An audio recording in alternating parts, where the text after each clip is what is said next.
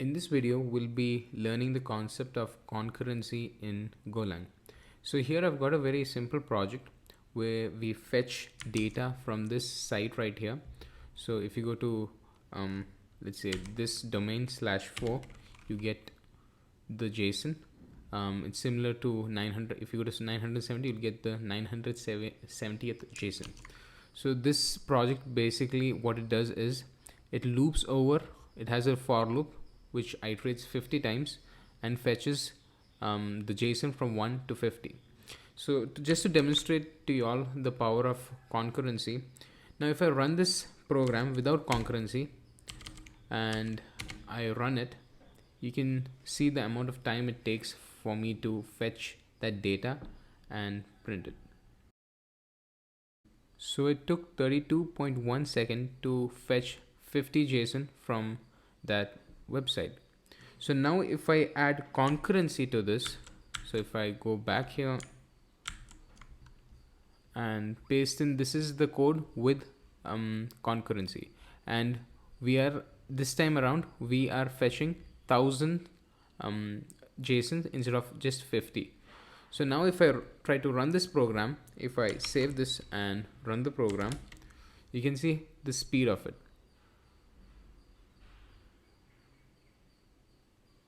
So to fetch 1000 JSON, it just took us 5.2 seconds. So this is the power of concurrency. It improves performance tremendously. So this project we'll be doing towards the end of this video. I'll be going through each and every concept, from how to create a goroutine, what are channels, what are wait groups, mutexes.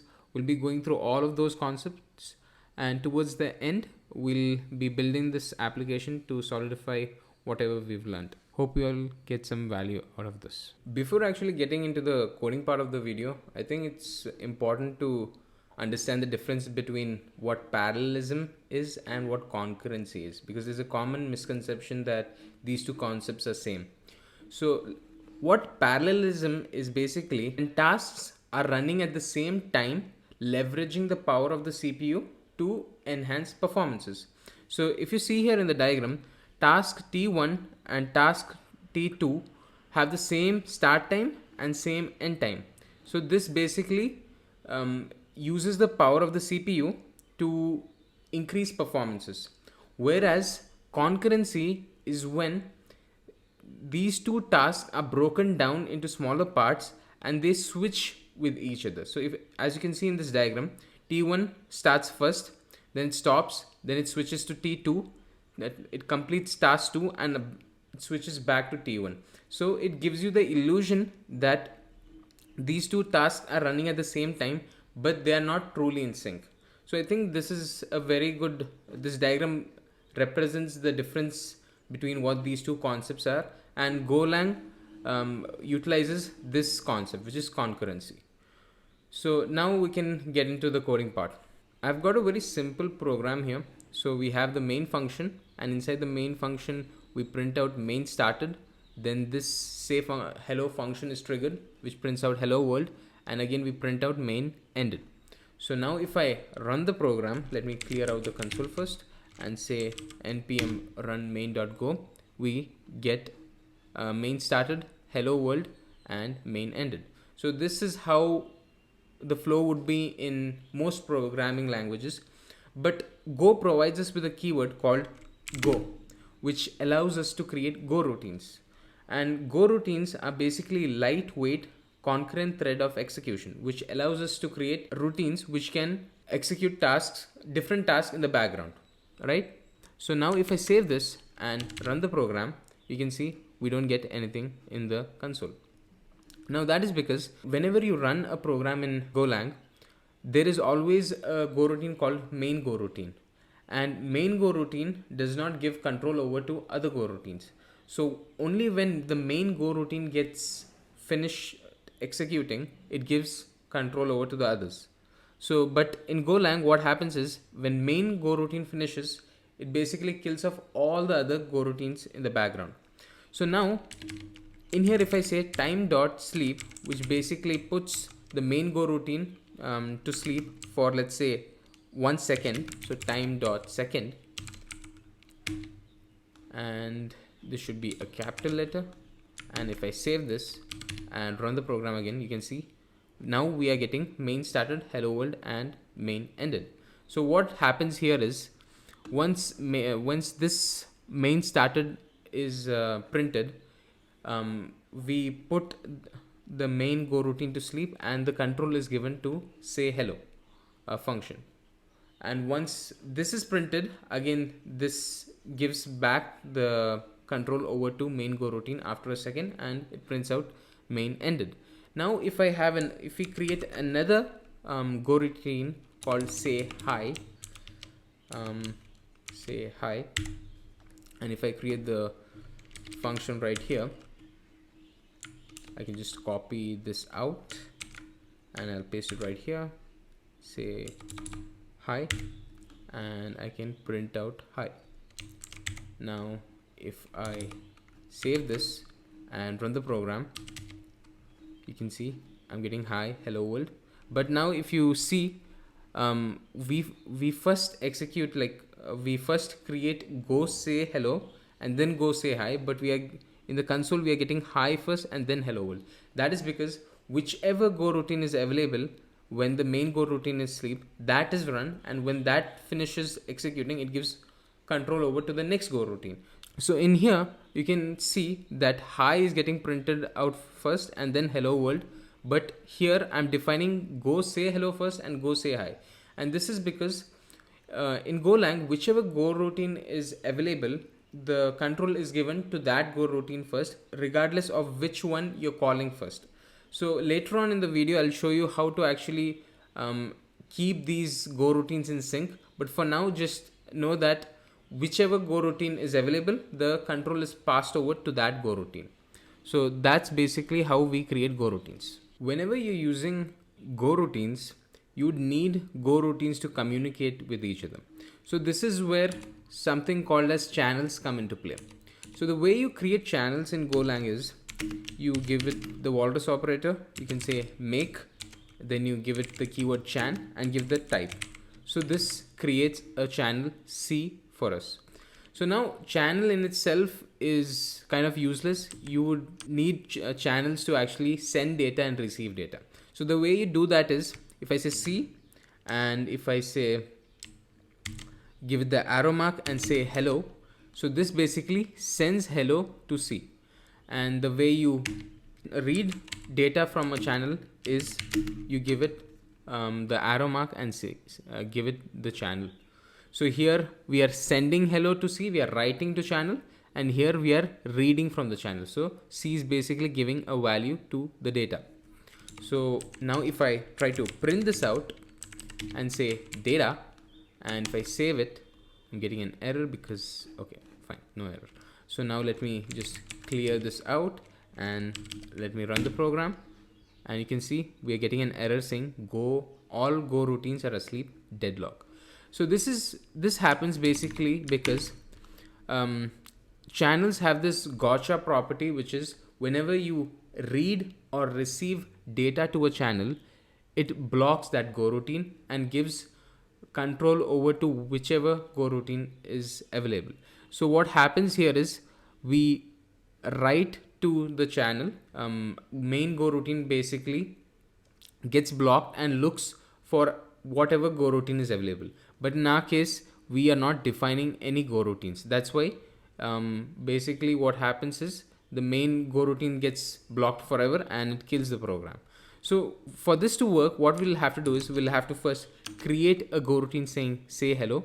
We'll pass it the channel and give the parameter, give the type as well here. And in here, what I can say is I can just print out the value of I can read the value from channel. So now, since I'm reading it here, I'll also have to write something here. So I'll say hello world and I can just say fine. So now if I run the program, I should get the desired output, as you can see here. So let me just tell you the flow of this program. So first we print main started, we create a channel, we create a go routine in the background, and then we write to that channel hello world. So at this point of time, what happens is the main go routine gets blocked, and the control is passed over to whatever go routine is available. So in our case, since say hello is available, we give control over to this, and here we are reading from the channel. So again, this go routine gets blocked, and again control is passed over to the main function, and we print main ended. So that is how the flow is in this program. So the only thing which you have to remember is whenever you read or write to a channel, it blocks that go routine. Now let's do something interesting here. So instead of printing just say hello here, I'll create a for loop, and I'll basically keep sending some data to the channel. So here we'll have to pass in the I, which is an int. It's giving me an error because this should be a type of int. And here also I'll just mention the type int.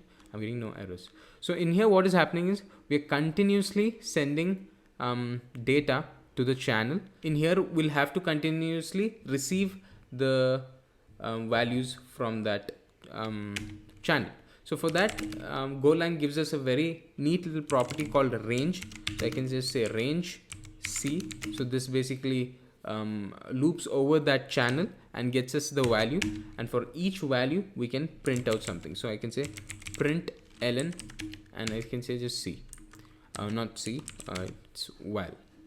So now if I print this, you can see the output. Okay, so you can see we are getting main started. It prints us this whatever we are looping over through, which is I, and that's basically numbers, so up until 9, and then we are getting all go routines are asleep deadlock.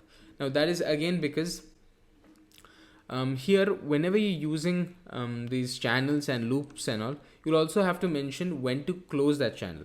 So what happens here is up until 9 it sends data, and after 9 this sends data, but there's no more value to be read from, so it causes a deadlock. So for us to actually get rid of this problem, we'll have to explicitly mention that close the channel and don't send any more data to this channel. So now if I save this and run the program, you can see now I'm not getting that error. So whenever you're using channel, always remember to close the channel as well when you're done using it. So up until this point, we've been dealing with just channels which can just receive or read or write only one value, but there is something called as buffered channel which you can create in Golang. So buffered channel are basically a channel which has a fixed number of sizes which you can allocate data to. So what I mean by that is when I do this means that I can send up to 5 values to this channel. So now let me just actually send the data here. So I'll say C1, and I can say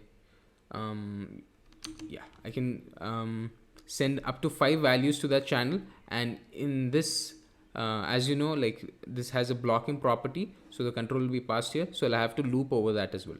So in here what I can do is I can just say I can loop over that 5 times and receive the value which is coming in. So now if I save it and run the program, you can see main started, main ended.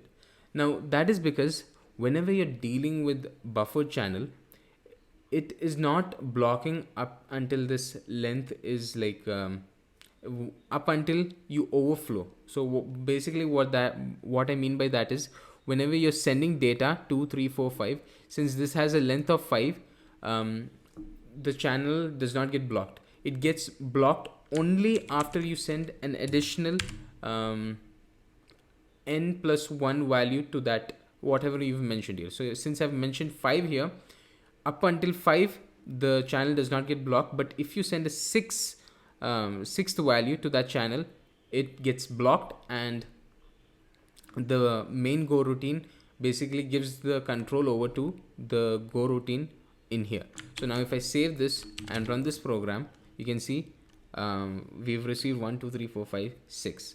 So the thing to note down here is whenever you're using buffer channel, up until that length is satisfied, so here we are sending 5 values and the length is also 5, so the channel is not overflowing. It's basically now there's 0 length in the channel.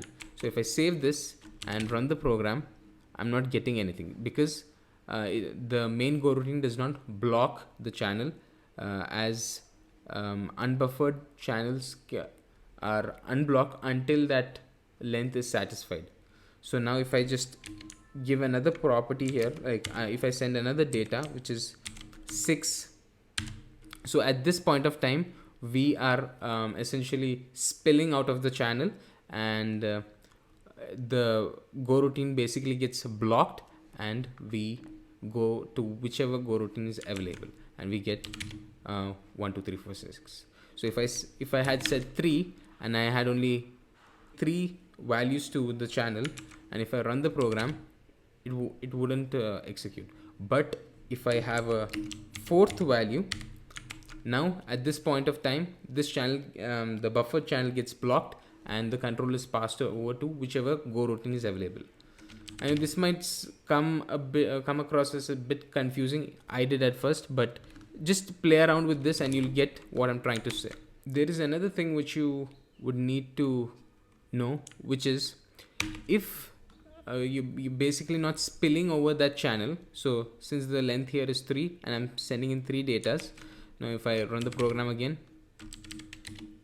you can see that basically this goroutine does not execute. But since this is not getting blocked, can you read it from here? So if I range over that channel, so I'll say v range c, and I'll give it this.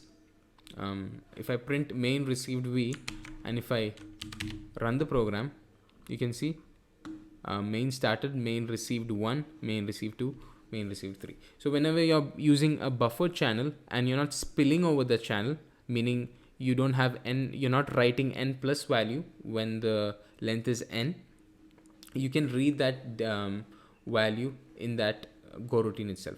So now you can see I'm getting an error here saying all goroutines are asleep, deadlock. That's because, as I said earlier, whenever you're sending a data, make sure you're closing that channel. So if I say close C here, and if I run the program, you can see now there are no error, and you can see the control is basically still in main goroutine. But now what happens if I say C4? So now I'm spilling, basically I have n plus value writing to the channel when the length is n here. So if I run the program, you can see now the goroutine runs, this one right here, goroutine received 1 2 3 4, and this does not run. So again, this is a very important point for you to know. Just play around again with this, you'll understand it. When I was initially learning this, it was a bit confusing for me, but after a few examples it was clear. Let us now move on to the next concept, which is the select keyword. So let me create 2 functions here called myfunc and myfunc2, and let me import the time module or package, and in here I can just delete all this out, right? And let me create 2 channels. So ch make, and let's say it'll be type of chant string, and I'll create another one which will basically be a channel of 2. Now in here, let me fire those 2 functions up. So myfunc ch, so I'm creating a new goroutine which is myfunc and myfunc2. So these 2, this is printing hello from myfunc. I'm writing it to channel hello from myfunc, and to channel 2 I'm writing hello from myfunc2. So here what I wanted to demonstrate was the select keyword. So select basically allows you to perform operation out of many channel. Let me just show it to you so that you have a better understanding here. So here I have cases. So case 1 takes receives value from channel 1, puts into res and prints out res. Case 2 reads from channel 2, puts into res and prints out res. And here in myfunc1, which receives the channel 1, it sleeps for 1 second, and in here it sleeps, myfunc2 sleeps for 2 seconds. So logically speaking, my func will be having will have the value in the channel first. So let me just run the program and show you what happens here. You can see main started, then hello from my func is printed, and main stops. So basically this, it just ignored this function because of this select statement. So it chose one operation out of all these channels. It works similar to how switch statement would work in other programming languages. So let's now make the first function sleep for 3 seconds and this for only 2 seconds and see what happens now. Now you can see hello from my func2 is printed. So this allows us to conditionally get the values from the channels. Now it's also important to note that the select keyword is blocking statement. So if I comment this out and have an empty select keyword, and if I run the program, you can see it will crash now. So because up till this point, the select keyword, it blocks the flow of the program and it waits for another go routine. So at this point of time, at this point of line, the main go routine is blocked and waits for a response from any of the other. It gives the flow basically to other go routines which is available. And in our case, we are writing the value here. We are giving the flow to any one of these functions. We are writing it here. Is like that go routine is done with its execution and the flow is returned back here, but in here we are not receiving the value, so it remains blocked and it's a deadlock. So that is one of the properties of select. There's another keyword called default. So I think it was default, and I say fmt.println no response.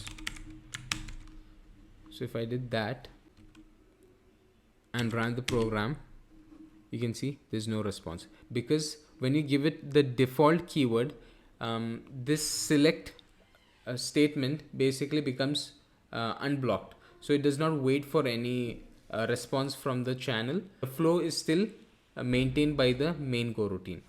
That is one of the concepts in the select keyword. Let us now move on to the next concept, which is wait groups.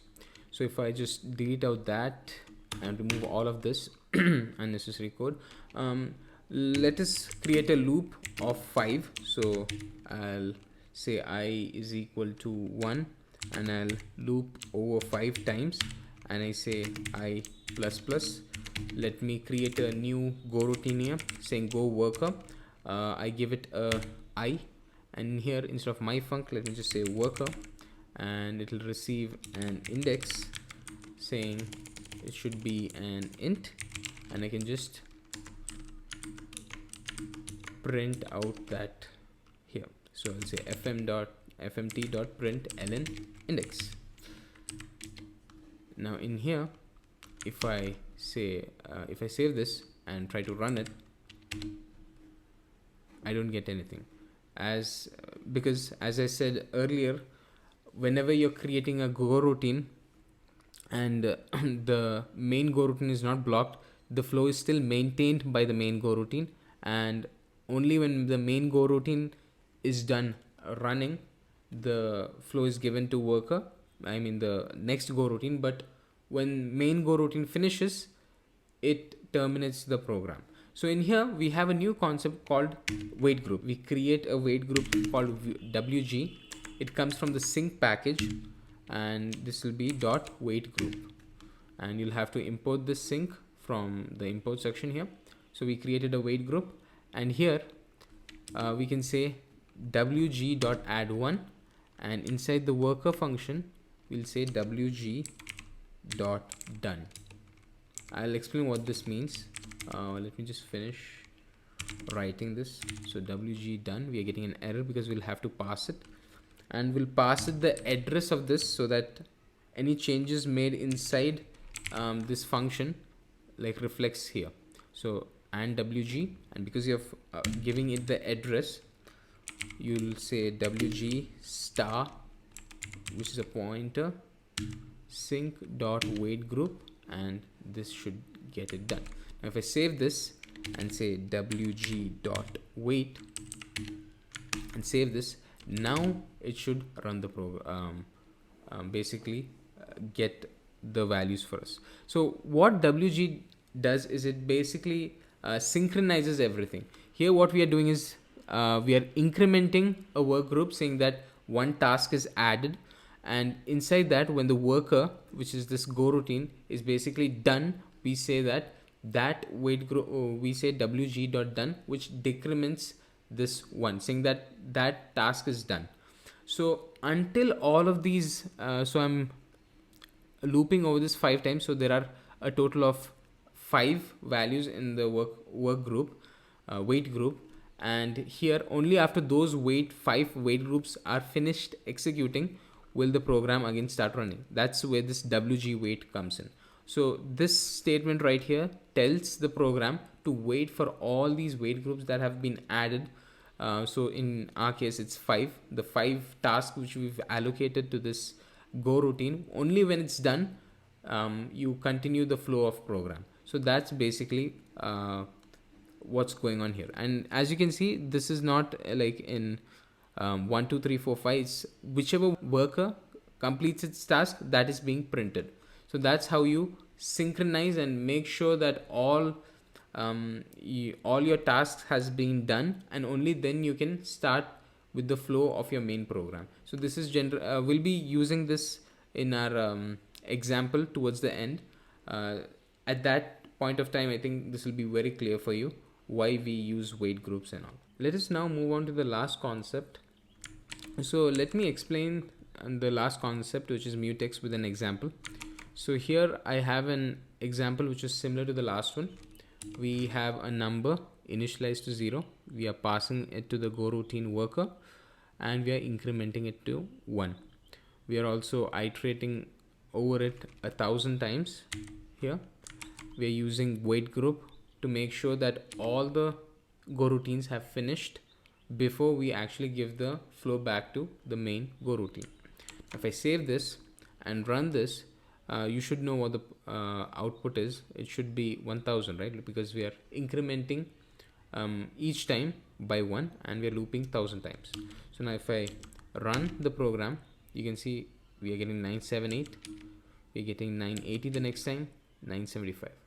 This is because just by the nature of how go routines work, because the nature of concurrency, one worker can finish before another, which means that this number is not always in sync. If 2 workers finish first, it becomes 2.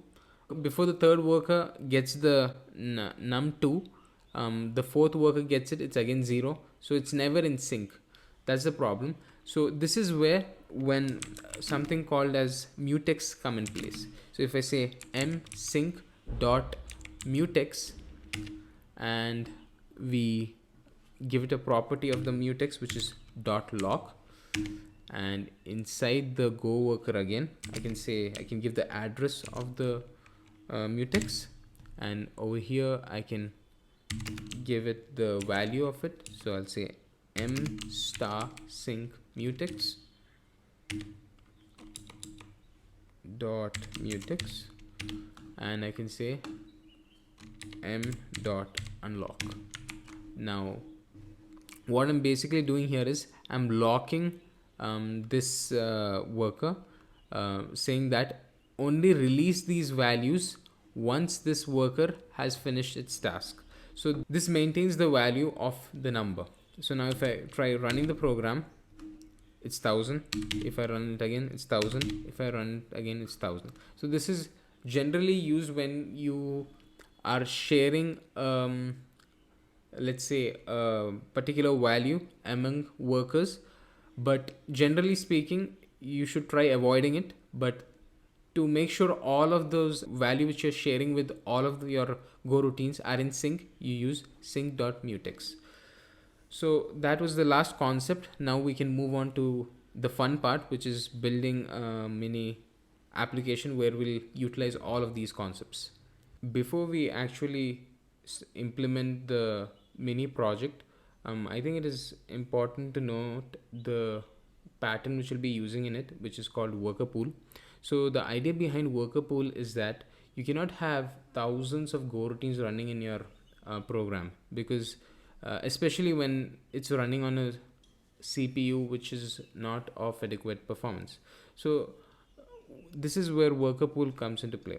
The idea is that to have fixed number of goroutines running, and we have a channel, a queue essentially, where we say the number of tasks that are to be completed, and we'll be feeding each of the workers one of those tasks. So task 1 probably can go to any of the workers, task 2 can go to worker 1, etc. So each worker will be given a task, and the workers complete the task, and we have another channel which is the result channel, and this is a task channel, this is a result channel.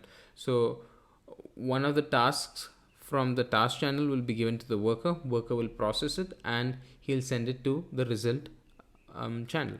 And towards the end of the program, we can collect all the aggregation of all the results from the result channel. So that's the idea behind it. Once we start coding, we'll understand it. And the inspiration for this project was from this person. Just check out his blog post on this.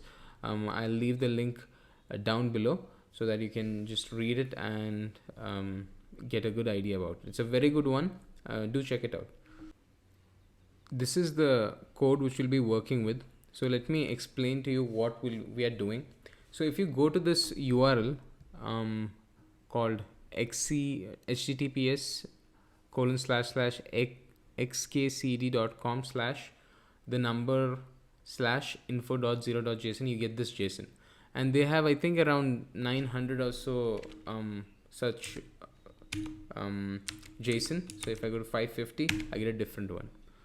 550, if I go to 300, probably I get a different one. Yeah, I get a different one. So what we are doing is, we are basically with this fetch function, we are fetching that data, and then this fetch function either returns the JSON or it returns an error.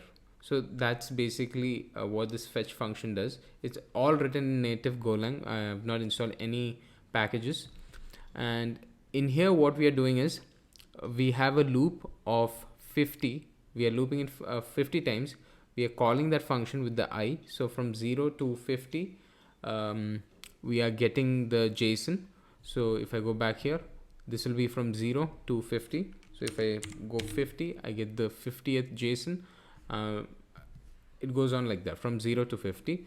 I get the JSON, and in this slice, or if you would like to call it an array, we are appending that JSON.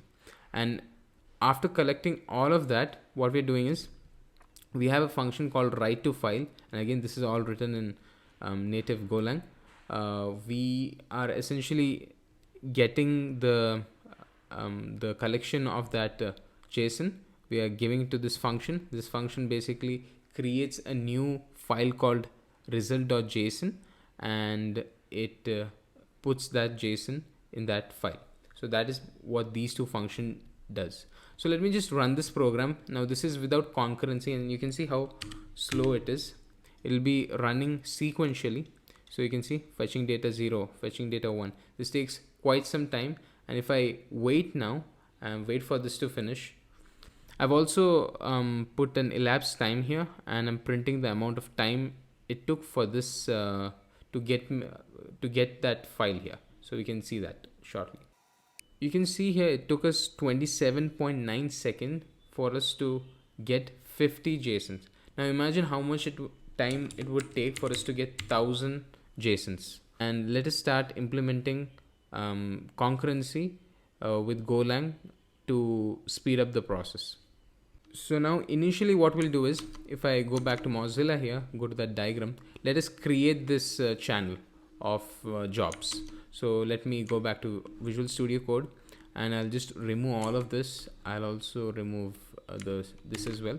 Now we can start coding here. I'll let this be just to calculate the amount of time it takes. So the first thing is, we create that channel. So let's say jobs make chan int, and we give it a size of 1000 because we have 1000. No, sorry, we'll give it a size of 100, so that there is always 100 tasks in that channel. Now what we'll do is we'll say results, we'll create a result channel to collect all that tasks results. So it's chan, and this will be of type result. This will also be 100, and again result is basically, if I go on top here, result is basically that JSON, how that JSON response looks like. It has all these values in it. So that's basically it. Again, jobs channel is to create the amount of tasks that are to be there in the queue, which is 100. There should always be 100 tasks, and then we create the results to collect those 100 tasks, results of those 100 tasks. So next up, what we'll do is we'll create another slice called final result. This is where we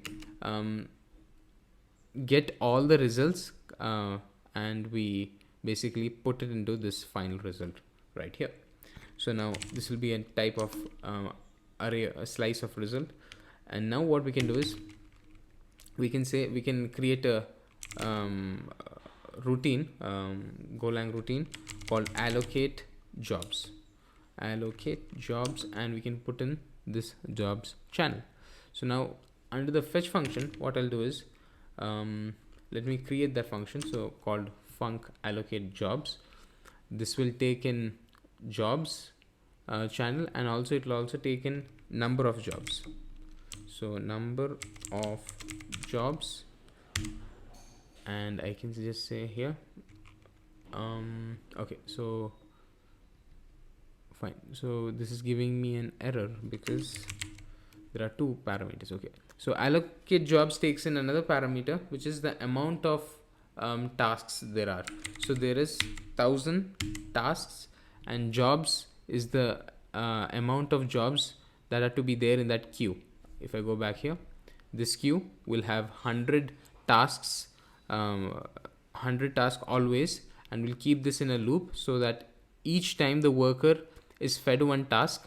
So if there are 100, if one task is consumed, there are 99. We keep it in a for loop, and if there are thousands of tasks that are to be done, we keep on feeding in until those 1000 tasks are done. So here what I'll do is I'll say for task 0, and I'll say task is, let's say task is less than or equal to number of tasks, or number of jobs rather, and say task plus plus. So I always increment it. Now in here what I'll do is I'll send the task to the jobs channel right here, and once all of these number of jobs, which is 1000, all 1000 JSONs have been collected, what we can do is we'll close the channel. And always remember, whenever this, you can only close the channel or whenever you're writing to a channel, not while you're reading. And here what I can explicitly mention is this channel will be written on, so it'll be like so. So this channel can only be written on. This arrow mark says that. If you wanted to only read from this channel, it would be like so, right? Okay, so I think that's something which I missed in one of the earlier lessons. Okay, so we've created a Go routine which constantly feeds the channel new tasks and takes 1000 tasks. So next is to actually create the workers, so the Go routines that will process the tasks. So let's say create workers.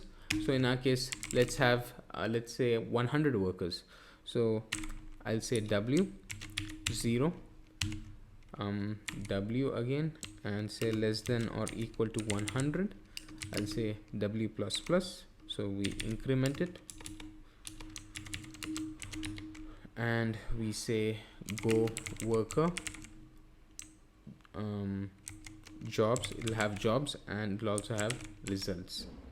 And now, because we are there are 100 of workers, to keep everything in sync and wait for these workers to complete their task, what we'll need are wait groups. So in here, what I can do is let me create it right here. So I'll create var wg sync dot wait group. You'll probably have to import it. For me, it automatically imported right here. Okay, cool. So in here, what I can do is whenever, okay, I'll just add a new wait group whenever this worker is assigned a new job, and inside the worker I'll also give that wait group. So I'll make sure I give it the address so that any changes here is reflected in this parent function as well. So now we'll have to create this function. So I'll just create it under allocate jobs. I'll say func worker. Now because we are passing in the address, so it will be wg star sync wait group, and we'll say jobs. This will be a channel. We'll be receiving the task from here, so we are basically reading from it. And I say int results. This will be a channel that we are writing to, right? Now what I'll do is I'll be looping over the jobs channel. So it's for job range of jobs, and we will say here we can call that function to get the JSON. So I can say fetch fetch job. So job is again basically the number. So this will be from 0 to 1000 number, right? Next up, we can just print fm print ln. We'll say fetching data, and I'll say data dot number. I think it was data dot num. Okay, I'm getting an error here because of this comma. Again, this is this fetch, and now if there is an error, so if error is not equal to nil, we can print it something here.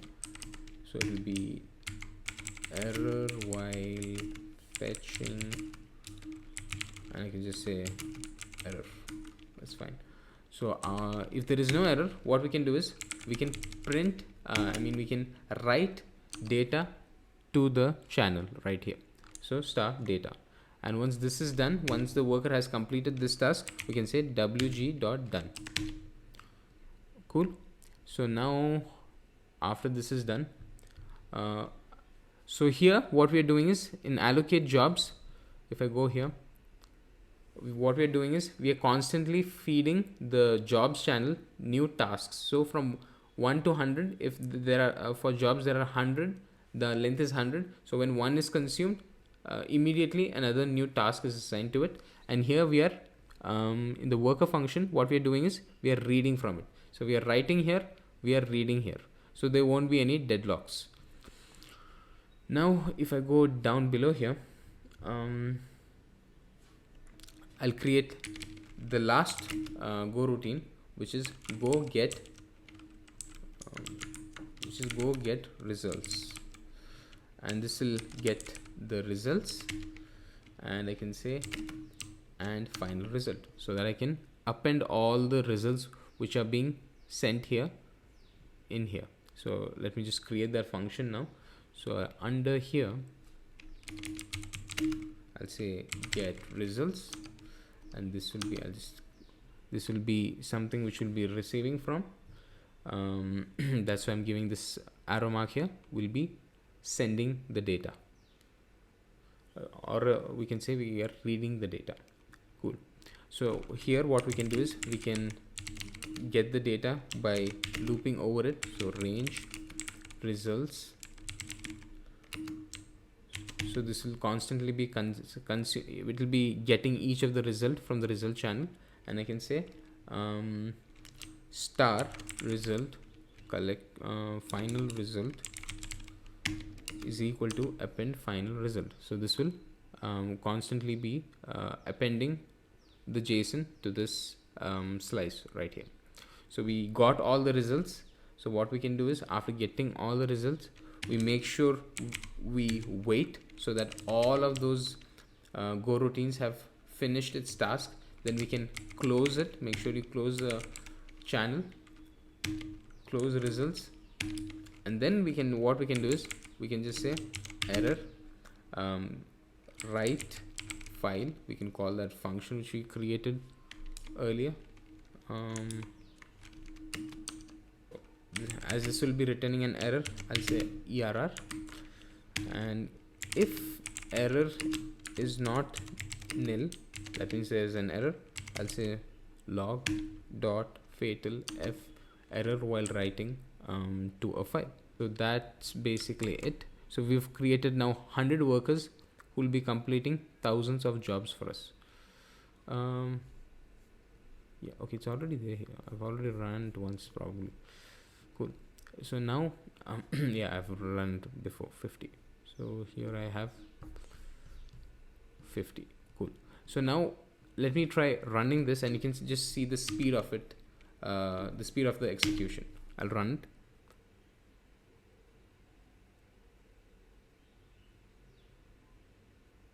Okay, so you can see here the difference it made. To collect now, there are 938 JSON. You cannot see 1000 because there's only 938 JSONs available in that site. That's why there's 938. But it took us just 5.5 seconds to retrieve 938 JSONs, whereas in the previous case it took just to take 50 JSONs, it took us 27 seconds. So that is the power of concurrency in Golang. So this is a really simple mini project that demonstrates how worker pool works. Again, let me explain again the flow, how it works, because I know when I first was doing it, it was very confusing for me. But this is let me explain it one more time. So here, the first go routine, allocate job. Basically, if I go back here we are sending data, sending the task to the job channel, so that every time one task is consumed from here, so if there are 100, one is consumed, we put a new task. We basically keep on putting new tasks till it satisfies this 1000 requirement. And next up, what we do is we create the workers. Again, this can be in a separate function, but I left it like this. So we are spawning 100 workers who will be consuming the task from this channel right here. So in here, there will be 100 workers. Each task will be assigned to one of those workers. They process it. We get the result. So for the result, we have another channel called get result. So in the worker function, what we're doing is we are getting the data. We are also sending the result to the result channel, right? So we are sending the result to the result channel, and concurrently what we are doing is we are in the get result function, we are reading those results, so that there is no deadlock. If you wouldn't have done this, or if you would have put this in the same main function without the go keyword, you would have gotten a deadlock. But since this is a separate go routine, you won't be getting a deadlock, because this by default will block. Whenever you're sending data, it will be blocked unless it is not overflowing, basically. Yeah, so here what we are doing is we are reading the results from the result channel and we are appending it for the final result. And here we are using wait group as well, just to make sure that all of these workers have completed its task, and then only we process and go with the flow for the main go routine. We also make sure we close the results channels, because we'll be getting an error if we don't close it. Then the final result will pass it to this function, which gives us a JSON output, which creates a file called result.json and puts all the output in there, and we just print out the time. It's as simple as that. So if you didn't get it in the first try, don't worry, because me personally speaking, it took like an entire day just to to understand how concurrency works, because I've never worked with concurrency before. But that's it for this video. Hope you learned something new from this.